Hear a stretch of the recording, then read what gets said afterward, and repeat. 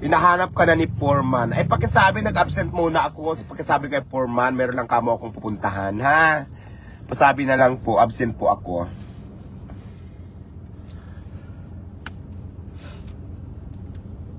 Mga gwapo daw yung nasa likod. Ay, nakapilter po ako. Hindi po sila mga gwapo. Filter po yan.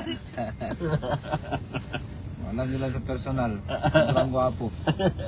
Makita nyo lang sa personal, mukhang makabang. Mukhang kabang. Kabang na aso. Kumbaga sa gupit pag kabang-kabang. Hello Diwata, watching from Hong Kong. Huwag mo pansinin ang bashers mo. Ingat palagi. Ay, maraming salamat po sa iyo. Ingat ka dyan sa Hong Kong. Mi Tuyo. May tuyo.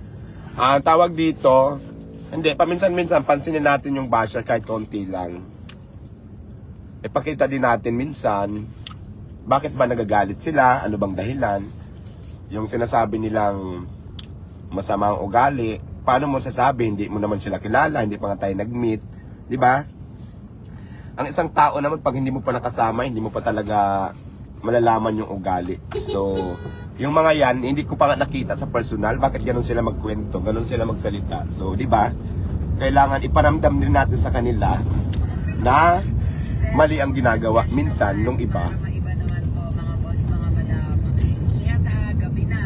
Yes, nag-enjoy ako dyan sa Calbayog, Tacloban, and of course, dyan sa Katarman.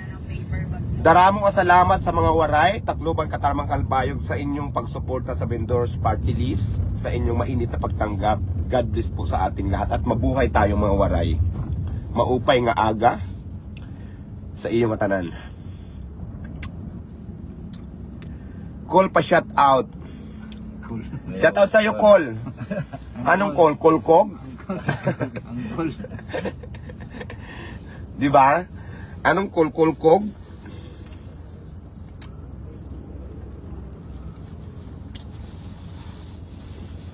Kain muna tayo. Excuse me.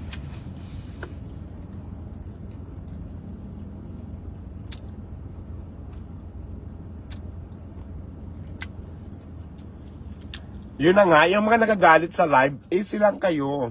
Alam mo ganito kasi, ako, ganito yan, ako, pag nag-live ang isang tao sa kanyang Facebook account, sa kanyang anumang account yan, pag hindi ko gusto, scroll, marami naman nagla-live. Tapos minsan pa nga, pag hindi ko gusto, binablock ko. Ganun ako eh. Ang hindi ko lang maintindihan, may mga nandito ngayon sa live, tapos galit na galit. Una, hindi ko na mainaano. Diba, alimbawa, hindi mo gusto yung isang live, mag-scroll ka, marami naman nagla-live, diba? Diwata, nakita kita sa Wawawi kay Kuya Will. Yes, naging boss ko dati si Kuya Will, para sa hindi nakakaalam. Kaya nga, nagpunta sa akin si Kuya Will, nung kailan lang, kumain sila, kasama si Senator Bongo.